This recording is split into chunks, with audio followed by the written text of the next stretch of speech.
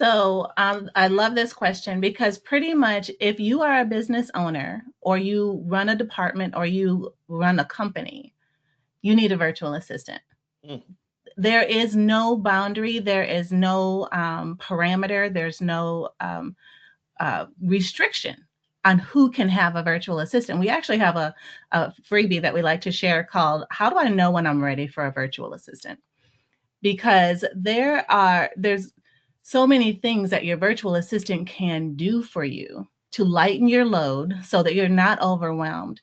One of the benefits of hiring a virtual assistant is to have someone that you trust that you can delegate things to. And that's one of the things that most people struggle with is trust. We've been doing this a while and we know what that's like. Mm. And so we help our clients get through that. A lot of times it's some personal work that they need to do within themselves because things get exposed when you get this opportunity to now share a part of yourself with somebody else.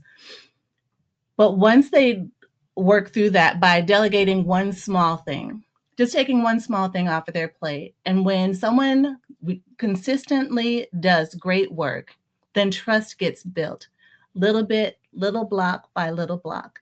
And you keep on adding little blocks of things for them to do to earn your trust, earn their trust.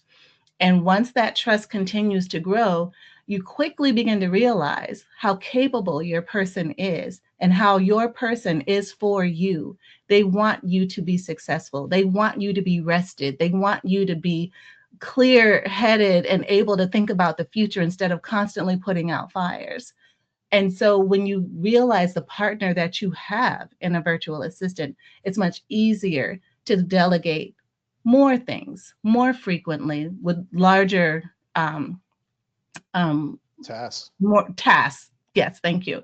And so there are so first of all, any company can hire a virtual assistant, and even colleges and universities can Mm. hire virtual assistants. And I actually wrote a white paper on this, on the value of virtual assistants in higher ed, because a lot of we know what's happening in higher ed and all the cuts that are happening there. But the students are impacted in a very negative way when the faculty and staff are strained with administrative work. If the faculty and staff didn't spend so much time doing all the things that they need to do with the paperwork, they could focus more attention on the students and their well-being, and they would have a greater success rate and have a higher student satisfaction rate. So it's a really imperative that people start to think differently about virtual support and not only the cost savings that it can have for them, but the well being for their team members and for their constituents and the people that they serve.